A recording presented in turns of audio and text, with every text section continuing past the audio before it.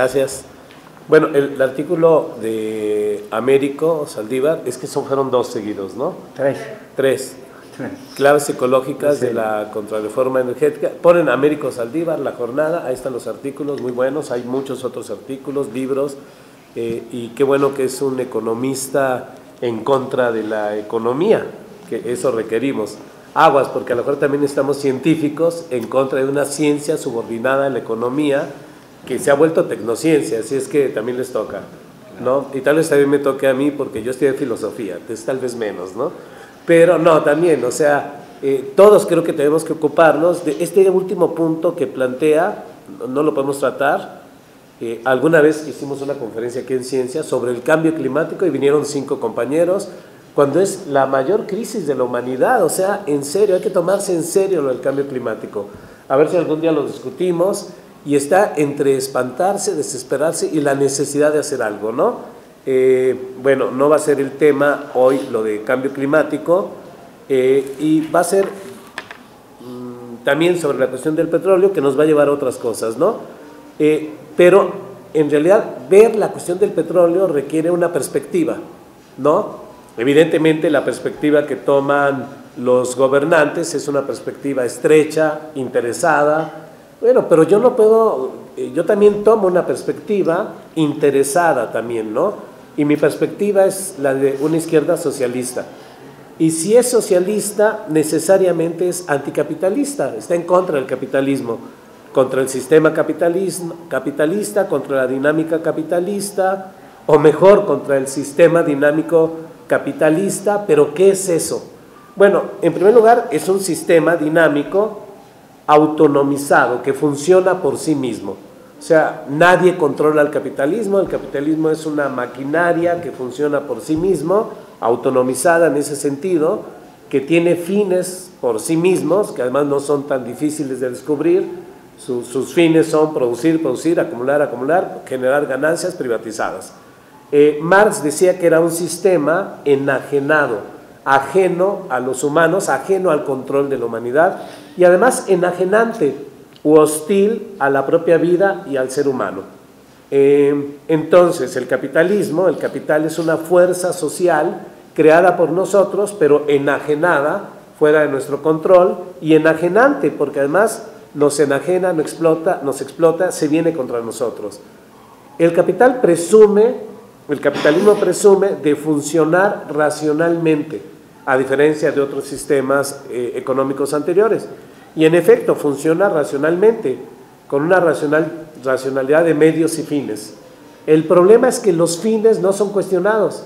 El fin es producir, acumular, acumular, sin límites, para producir ganancias privatizadas además, ¿no? En ese sentido podemos hablar de una racionalidad instrumental. El capitalismo instrumentaliza todo, la naturaleza, la vida, los seres humanos, todo, las ciudades, todo lo instrumentaliza a sus fines. ¿A la educación? A la educación, a la medicina, a todo, porque esta racionalidad penetra incluso hasta nuestra mente, ¿sí? Nosotros mismos, cuando economizamos, estamos actuando con esta racionalidad instrumental de cálculo, de maximizar beneficios y minimizar costos. Esta es la lógica, la racionalidad instrumental, que no solo actúa en la economía, se ha extendido en la gran mayoría de instituciones sociales, la administración. El que se meta en la educación ya suena medio raro, el que se meta la racionalidad instrumental en los hospitales suena más raro. O sea, racionalidad instrumental es maximizar beneficios, y los beneficios son económicos, y minimizar costos. Esta racionalidad o este sistema autonomizado y enajenado, lo que ha provocado es un mundo invertido, dice Marx, ¿no? A mí me gusta esa imagen del mundo invertido. Un mundo invertido porque no es el ser humano el que controla la economía. Es obvio y es claro en nuestros días que la economía no sirve al ser humano. Más bien algunos seres humanos sirven a la economía, porque muchos seres humanos ya son desechables, excluidos, ya ni siquiera son explotados por el propio sistema económico. Entonces, sí, es una racionalidad instrumental pero es una racionalidad limitada, estrecha, que en el fondo y en conjunto es profundamente irracional. Un sistema, una racionalidad instrumental que va produciendo cada vez más desigualdad. Hace 2, 3 días salió en el periódico En la Jornada el titular que 10 personas acumulan una riqueza similar a todo el resto de la población. 40 personas, por ahí hay otro dato, 40 personas acumulan, no, 22 personas acumulan una riqueza superior a la de varios países. O sea, este es el mundo desigual. El capitalismo alguna vez prometía ideológicamente acabar con la desigualdad, pero bueno, lo que vemos es que la desigualdad se extiende cada vez más. Y la desigualdad lleva a miseria. No solo miseria material, ya tenemos miseria ecológica, ¿no? Crisis hídricas, escasez de agua, escasez de tierra, escasez de todo, pero también miseria espiritual, porque en la medida en que el capitalismo penetra y penetra en nuestra propia psicología, en nuestra propia psique, en nuestra propia interioridad, entonces el ser humano está funcionando por valores cuantitativos y no por valores cualitativos. Los valores cualitativos como la solidaridad, la empatía, la cultura, el amor, etcétera, están siendo socavados porque está predominando el valor monetario, la monetarización de todo. Por ahí hay libros de sociólogos importantes que hablan del amor líquido. Ese libro es Bauman, un sociólogo. El amor líquido dice que lo que está ocurriendo en el mundo actual es la pérdida de la capacidad de tener relaciones afectivas, amorosas, profundas y duraderas. Aguas, está hablando de futuras generaciones y el mundo contemporáneo. Ahora, ¿a qué se debe esto? Bauman también dice a esta lógica, a esta racionalidad del propio capitalismo. Entonces, evidentemente necesitamos otra racionalidad, una racionalidad ambiental que vaya ganándole a esta racionalidad instrumental, donde habrá cosas radicales que cambiar. Una racionalidad ambiental tiene que romper con la idea del consumo individual. Tenemos que ver democrática, colectivamente, la gestión del consumo y de la demanda. O sea, no podemos seguir en la fiesta del consumismo porque ya se están acabando los recursos. Entonces tenemos que discutir colectivamente qué producimos y qué consumimos, y cuánto y quiénes, ¿no? Tenemos que buscar nuevas formas de tecnología. Aquí los científicos son bien importantes. Por ahí hay un apunte de principio ecológico, buscar la biomímesis, producir imitando a cómo produce la propia naturaleza, ¿no? Ahí hay muchas formas que hay que explorar, que hay que ir trabajando, porque no podemos seguir con las tecnologías actuales que están al servicio del capital y son devastadoras. Tenemos que buscar ecoeficacia, ¿no? Tenemos que acabar con este derroche incuantificable verdaderamente de energía y de materia, ¿no? Que estamos destruyendo literalmente. Y tenemos que meter principios de precaución, transgénicos, aguas, principio de precaución y muchas tecnologías renovadoras que pueden ser el principio de nuestra destrucción. De hecho, estamos en vías de la destrucción. El cambio climático se debe a la potencia tecnológica sin ningún principio de precaución y sin ningún control. Entonces, en realidad, lo que este sistema está generando no solo es un ecocidio, sino un suicidio literal de la humanidad, que si recobramos cierta conciencia, tenemos que frenar, ¿no? Evidentemente no basta una racionalidad ambiental, necesitamos una racionalidad democrática y axiológica que ponga como valores centrales la igualdad, la democracia, la libertad, la justicia, y una idea que me encanta de Marx, ¿no? Porque él decía, en realidad lo que buscamos es tiempo libre. ¿Cómo? ¿Tiempo libre? Tiempo libre para desarrollar nuestras potencialidades humanas, tiempo libre para florecer como humanos, tiempo libre para disfrutar la vida, para reconciliarnos con la naturaleza y desarrollar nuestras potencialidades como conciencia, libertad, creatividad, socialidad humana, ¿sí? Bueno, ahí hay muchas cosas que trabajar, pero regreso a la cuestión esta de las últimas contrarreformas, como muy bien dices, ¿no? No son reformas, hasta en el lenguaje nos quieren engañar. En realidad son contrarreformas, y hay que decirlo así, contrarreformas estructurales Y estas últimas, desde mi punto de vista, ya asesinaron definitivamente la Constitución de 1917. Habrá que ver que políticamente estamos viviendo otra cosa, ¿no? Más adelante yo creo regreso sobre esto. Estamos en contra de estas contrarreformas estructurales y muy particularmente las energéticas, porque estamos en contra de que se privatice lo que es común, que se vuelva objeto de lucro lo que debiera ser público y para todos, ¿sí? De que los recursos públicos comunes, energéticos, estratégicos, la riqueza natural, sea privatizada y ofertizada, entregada al capital extranjero, al capital que sea. Al mejor postor. Al mejor postor. Obviamente. Impulsado por partidos del Pacto por México, en realidad partidos con una visión también muy estrecha, muy parcial y muy a corto plazo, ¿sí? Que son estos partidos, el PRI, el PAN y el propio PRD, ¿no? Y para nosotros no basta, como dicen todos estos partidos, porque hasta el PRI lo dice, yo lo vi en sus comerciales, estamos en contra de la privatización. Ahora resulta que todos están en contra de la privatización, pero al mismo tiempo la impulsan. En el fondo tienen razón. O sea, ya la cuestión de privatizarse o no, ya eso ya quedó rebasado. Por ejemplo, una izquierda socialista está a favor de la renacionalización de todos estos recursos energéticos, con la claridad de que no van a ser ellos, gran problema político, no van a ser ellos los que van a parar la privatización, porque están ahí para privatizar.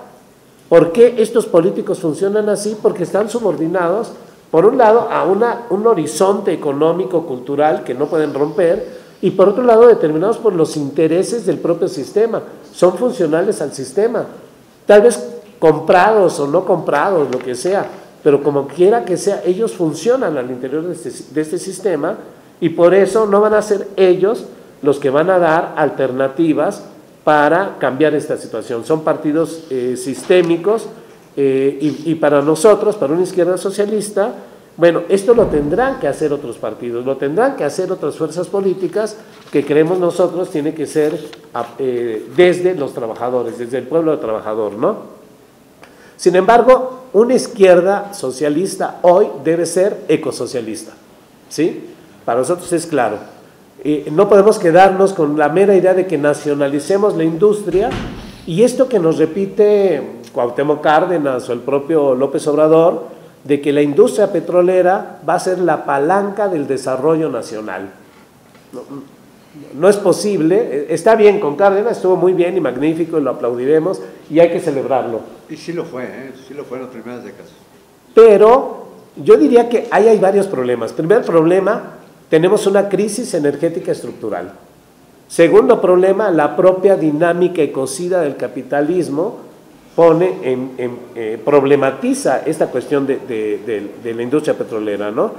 En realidad lo que necesitamos, tercer asunto que voy a tratar de desarrollar, es una transformación radical del sistema energético.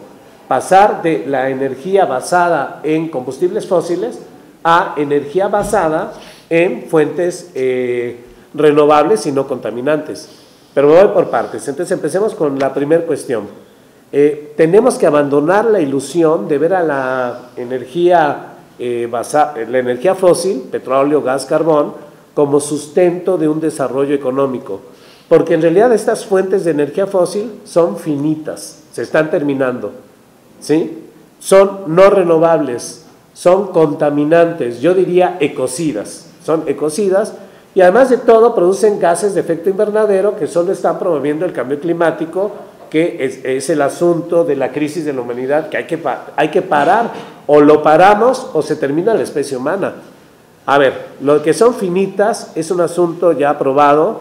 Por ahí está un geofísico, Heber, que descubre cómo, digamos, evoluciona la producción del petróleo, y él hace una campana de Gauss, donde dice, bueno, alcanza su pico cuando la mitad se ha extraído, ¿sí?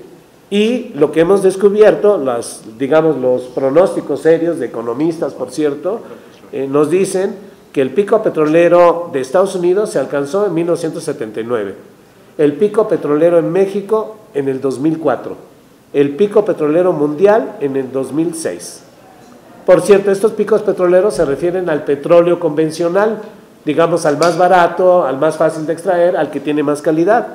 Y estamos recurriendo, se está recurriendo cada vez más a petróleo no convencional, al de arenas bituminosas, de aguas profundas, que es más caro, con menor calidad y con efectos ecocidas o contaminantes realmente incalculables, ¿no? O sea, en fin, a donde vamos es hacia una crisis estructural energética. Esto de crisis ya francamente ya no nos espanta. Luego vemos, crisis. La crisis es pasajera, pero la crisis vista desde la crítica ecosocialista es no es pasajera. O sea, esta crisis no va a pasar. Lo único que puede prometer es ponerse peor. Son tendencias devastadoras. O sea, vayan pensando la crisis así. Nada de que, la crisis, pero ya vendrán tiempos de bonanza. Segundo, las crisis no van a ser de sobreproducción. Lo que se anuncia es un mundo de escasez. De hecho, ya vivimos en un mundo de escasez. Perdón, pero ya hay escasez de empleo para ustedes. Es más, ya hay escasez de derechos laborales para ustedes. Es más, ya hay escasez de alimentos, ya hay escasez de agua, ya hay escasez de tierra. ¿Les sigo?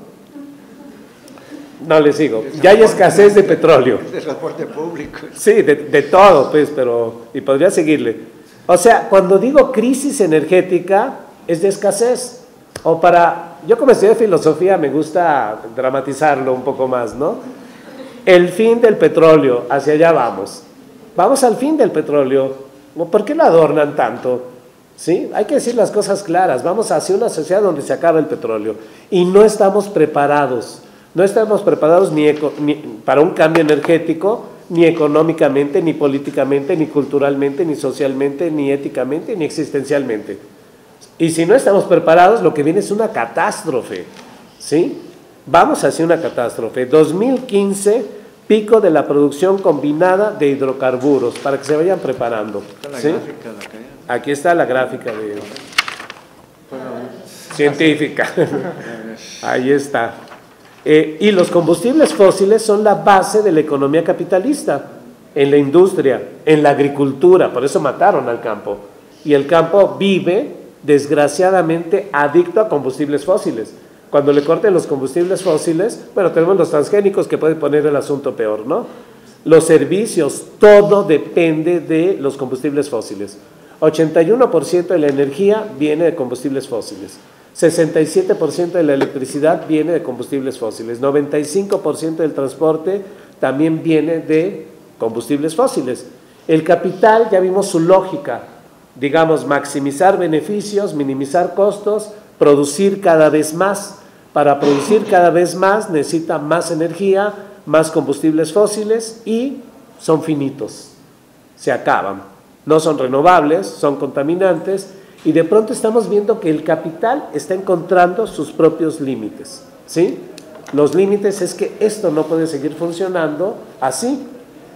Privatizar Pemex, como lo han estado haciendo desde hace años estos políticos neoliberales del PRI, del PAN y del PRD, supone perder la renta más importante del Estado, que sostiene las instituciones sociales, cuando el Estado pretendía todavía cumplir obligaciones constitucionales, cuando el Estado todavía se regía con la Constitución de 1917. Pero es clarísimo que con esta reforma el Estado dice, yo ya no tengo dinero, yo ya no puedo atender esas obligaciones constitucionales. O sea, menos aún, porque desde hace años las está desatendiendo desde hace años. Pero lo que nos está diciendo es que, yo no sé, alguna vez oí que no sé cuántos pesos, de 10 pesos creo que venían 7 pesos del petróleo para la UNAM, no sé si sea cierto o no, pero es evidente que si no hay esta renta, la UNAM está condenada a morir o a convertirse en una institución cada vez más pequeña, lo cual no es mucho problema. El problema es, bueno, sí es problema, está bien, yo también soy universitario, ¿no? Bueno, el problema es que no se van a satisfacer las necesidades de educación de miles de jóvenes, de niños, en fin, ¿sí? Bueno, lo mismo con salud, con vivienda, etcétera. Esto ya está ocurriendo. Pero lo que estas reformas nos dicen es que el Estado ya cambió. este Estado ya no está dispuesto a cumplir esas obligaciones constitucionales. O sea, vamos hacia un Estado neoliberal puro. Neoliberal puro es que, y lo han dicho estos años, ¿sí? No nos importa la cuestión social, la cuestión de la desigualdad. Como que 10 empresarios tienen más riqueza que todos, ¿sí? No, la cuestión es la seguridad. Y la cuestión es que el Estado se va a volver más un Estado policíaco que un Estado benefactor, que lo está dejando de ser pues desde que entró el neoliberalismo, ¿no? Hacia allá vamos hacia una catástrofe social y una catástrofe ecológica por políticos que sirven al capital, que no tienen visión de conjunto y de largo plazo, ¿sí? Y mucho menos una visión social. Bueno, primer asunto, ¿no? Es difícil sustentar la cuestión esto de que debemos de seguir dependiendo del petróleo para el desarrollo porque, bueno, vamos hacia una escasez y el término de la producción del propio petróleo, ¿no? Pero esto tiene que ver también con cómo funciona el capitalismo, ya les había dicho, ¿no? Sistema dinámico, autonomizado y enajenado que provoca, esto es según Marx, por ahí hay un economista, Bellamy Foster, que dijo, voy a ver qué dice Marx de la ecología. Y de pronto descubrió que en el centro del pensamiento de Marx está la ecología. Porque Marx no solo estudiaba economía, de hecho él es un crítico de la economía, pero estudió ecología y de pronto dijo, ya sé cuál es el problema del capitalismo. El capitalismo provoca una fractura metabólica de la relación entre la sociedad y la naturaleza. Hay otras sociedades que metabolizan bien, sociedades campesinas, cuidan la tierra, devuelven a la tierra, toman y devuelven. El capitalismo fractura la relación metabólica, ¿sí? Y al fracturar la relación metabólica, lo que hace el capital es consumir, literalmente destruir a la naturaleza. Aquí sí podemos hablar de destruir porque deben de manejar el principio de la entropía. Entropía se degrada, se acaba, se termina, ¿sí? Estamos destruyendo la energía, estamos destruyendo literalmente materia y energía. Y la que no destruimos, la contaminamos. Bueno, perdón, yo no, el capital, el capitalismo, ¿sí? Sin permitirle a la naturaleza que se conserve y se regenere. Digamos, ¿qué es la naturaleza para el capital? Es una llave de recursos finitos y gratuitos. Abren la llave y el agua cae. Es finita y nunca se va a acabar. Y es gratuita. Por un lado. Por otro lado es el caño. Al caño donde podemos arrojar los desechos al sumidero, sin problemas, ¿sí? Bueno, pues la naturaleza no es ni llave ni caño. Esa llave se acaba y el caño, el sumidero, nos va a acabar a todos si no le ponemos frenos. Entonces, lo que estamos viendo es que cómo funcionan las industrias capitalistas. Y aquí les quiero decir, cuidado estudiantes de ciencias, no vayan a ser ustedes cómplices de cómo funcionan las industrias capitalistas, porque a lo mejor en su idea de busquemos un trabajo como sea, pues lo único que van a hacer es ayudar a cómo funciona la industria capitalista. Ahora, ¿cómo funciona? Primero se apropia de lo público, ¿sí? Se apropia de los recursos naturales, que para ellos son gratuitos, no entran en su contabilidad de costos, ¿no? Privatizan tierra, agua, viento y energía. Los 4 elementos, creo, todo eso lo privatizan, ¿no? Ahora, los consumen aceleradamente, porque tiempo es dinero, ¿sí? Acabando entrópicamente con energía y materia. Luego descargan sus desechos al medio ambiente.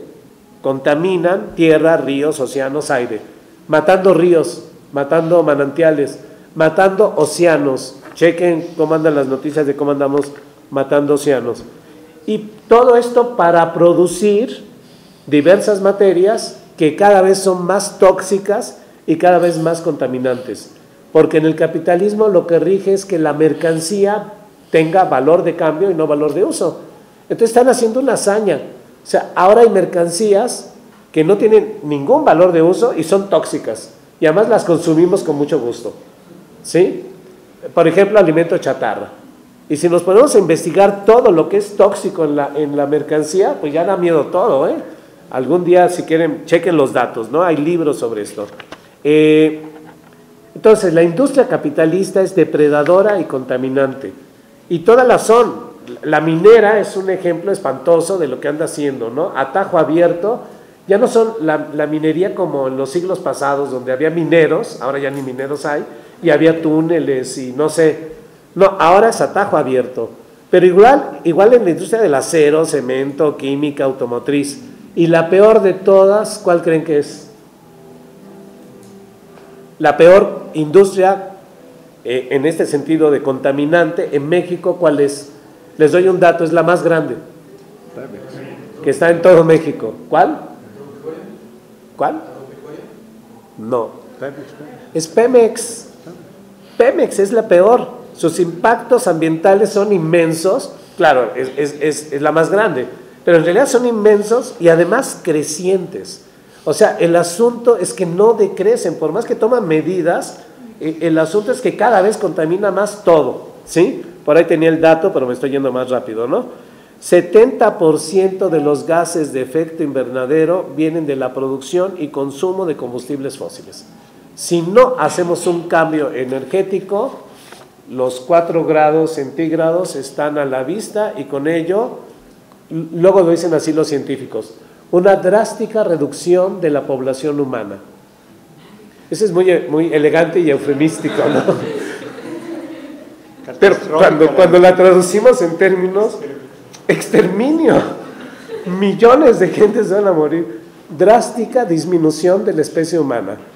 Siempre que la digo me da risa y me da terror, ¿no?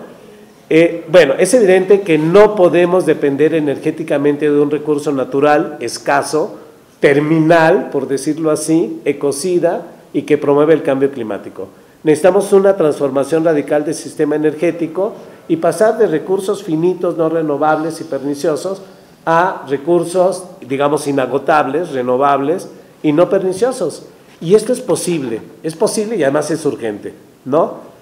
Está bien, hay que luchar por renacionalizar el sistema energético, contra la idea de que el capitalismo entre ahí, porque el capitalismo va a entrar con esta lógica depredadora y contaminante. Hay que combatir la corrupción de Pemex y el uso político de sus recursos, no más Pemex Gate. Hay que, digamos, cambiar políticamente esta idea de exportar crudo e importar gas y petroquímicos, que según calculan para el 2015 se nos acaba el negocio y ahora se va a invertir la relación. O sea, al ratito dentro de unos años vamos a exportar todo, porque ya no vamos a importar todo porque ya no vamos a tener que exportar. Está bien, hay que desarrollar tecnologías propias, hay que rescatar fiscalmente a Pemex, sí hay que hacer todo eso, pero es urgente aprovechar a Pemex para hacer una transición energética. ¿Pero qué energías podemos usar? Bueno, en realidad hay muchas y están ya a la mano.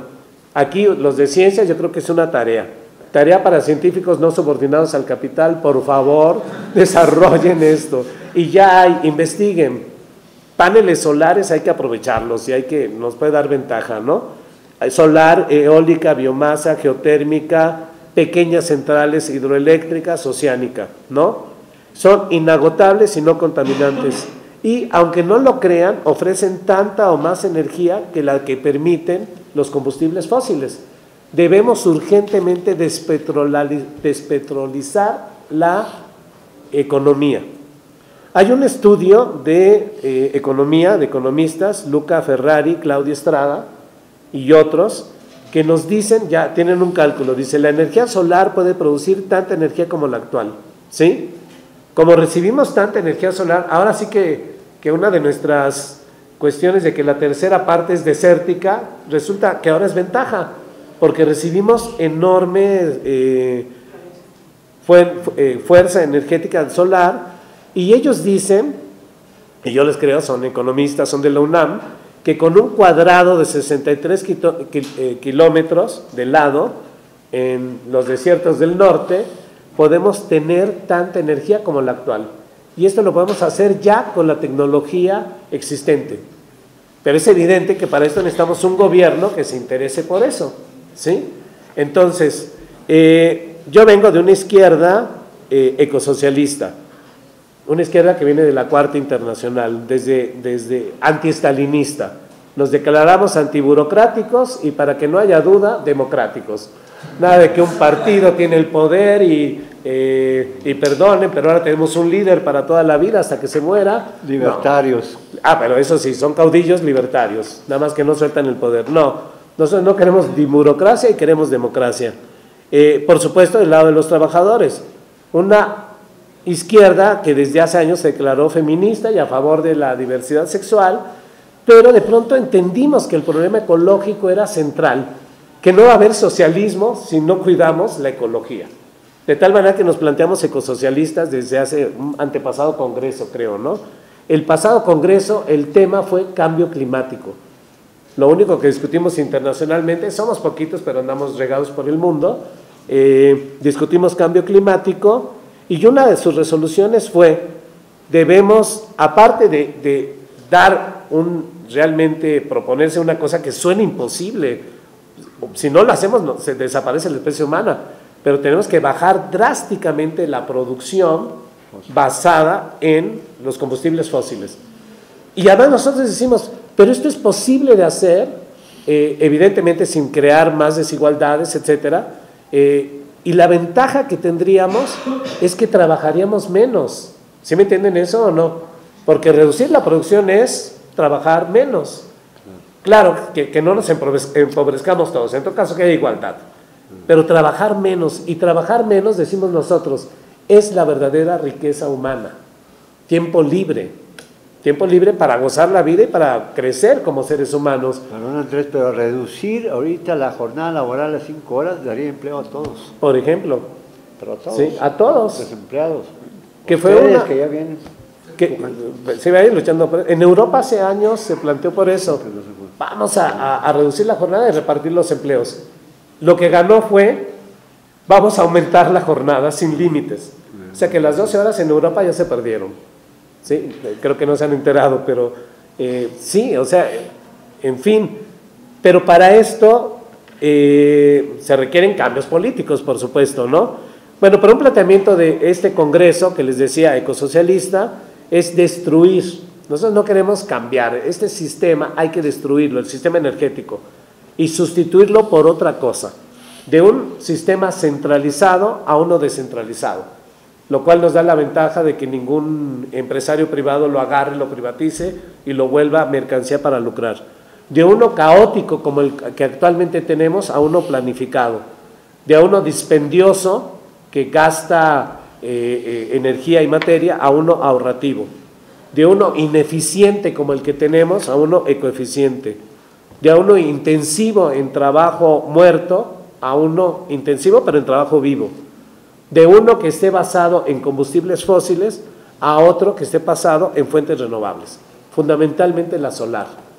Hay ecosocialistas, Logui, por ejemplo, que dice, el ecosocialismo será un ecosocialismo basado en la energía solar. Una economía que ya no esté orientada en el valor de cambio lucrativo, sino una economía orientada al valor de uso y a la vida.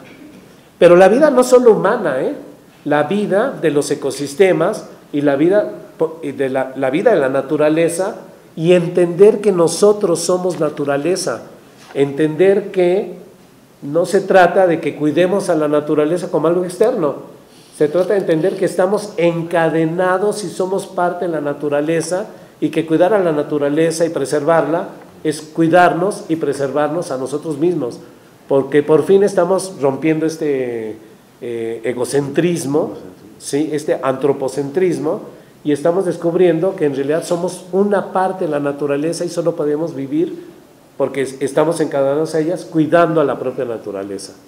¿Cómo hacerlo? Rápidamente, 3 propuestas. 1, 5 minutos, bueno, pero de todos modos ya estoy por acabar. 1, además son propuestas muy sencillas. No es cierto. 1, cambiar la vida. Sí, tienen que dejar de ser tan consumistas, francamente. Yo luego les digo, tienen que ir aprendiendo a lo de los paneles solares antes de que lo prohíban. Creo que en España y en Francia están prohibiendo que uno use paneles solares para producir su propia energía. Entonces, antes de que algún político neoliberal diga, No están prohibiendo, lo están grabando, o sea, están grabando los bienes en lugar de grabar los malos. Ajá. Grabar, fíjense, o sea, lo estamos viendo, pero ahorita aquí que no está grabado, hay que aprovecharlo.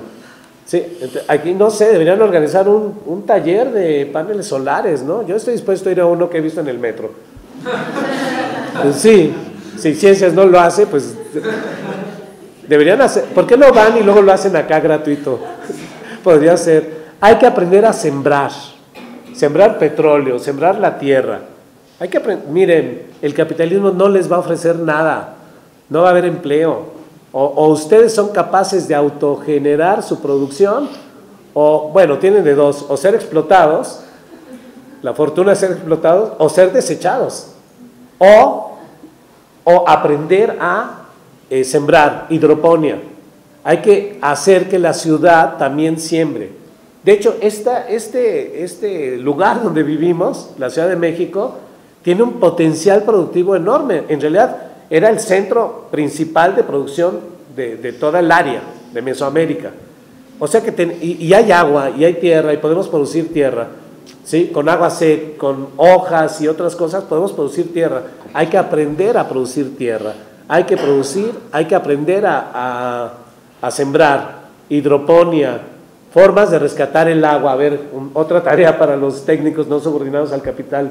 Cae muchísima agua en la Ciudad de México, pero estamos viviendo del agua que traen de otros lugares. Si la Ciudad de México tiene futuro, va a ser del agua que podamos recuperar. Si no, les recomiendo que huyan de la Ciudad de México mientras puedan, ¿no? A menos de que vayamos desarrollando esto, ¿no? Hay que ver formas colectivas de producción y consumo, ¿sí? O sea, esto hay que hacerlo, ¿sí? O les toca a ustedes o a sus hijos. Yo creo que a ustedes, creo que a mí me toca también. Segunda tarea, bueno, cambiar la vida, ¿más o menos o no? En este cambio de vida, no se olviden, por favor, no hagan como unas hippies y se desconecten del mundo. No. Preocúpense por transformar el mundo, ¿sí? No vayan a ser como yo ya tengo mi comunidad autónoma y estoy muy a gusto en ella, ya tengo mi territorio, nada más que la tendencia del capitalismo es acabar con todos los territorios. O sea, si no luchamos por transformar el mundo se nos acaba. Transformemos el mundo. Y podemos hacer muchas cosas. Por ejemplo, si realmente impulsaran un taller de paneles solares y de todas estas cosas, estarían transformando su facultad y le estarían dando alternativas viables para ustedes mismos. ¿Sí me entienden eso o no? El que vayan metiendo estos temas tienen que entrar en economía, en ciencias, en todos lados, ¿sí? Hay que meterlos. Filtros, sí, todo eso, necesitamos muchísimas cosas. De hecho, creo que ustedes tienen que dedicarse a eso, transformar el mundo. Ahora, tampoco se queden en que ya cambié mi vida, ya estoy transformando el mundo, pero el sistema sigue avanzando. Hay que revolucionar y cambiar radicalmente al sistema capitalista. No hay de otra. Si queremos futuro humano y pasar de un sistema capitalista a un sistema ecosocialista. Y ese sistema, entendámoslo, no solo va a ser económico. Sí, va a tener un cambio económico, pero también político, pero principalmente cultural, ético, existencial, en realidad antropológico. Hay que cambiar al ser humano. ¿Sí me entienden esto o no? De este ser humano productivista y consumista y enajenado que tenemos en este sistema, hay que cambiar al ser humano, a un ser humano reconciliado con la naturaleza, reconciliado consigo mismo y que se proponga desarrollarse con los otros seres humanos, ¿sí? Eso yo creo que es lo que hay que cambiar. ¿Cómo? Sí, está muy bonito, pero ¿cómo? Bueno, yo creo que hay que crear una fuerza colectiva, política, de trabajadores y pueblos, donde los científicos deben de entrar. Toda esta crítica al cambio climático viene de los científicos. Muy bien por los científicos que despertaron, ¿sí? Porque los científicos fueron dormidos por el capital.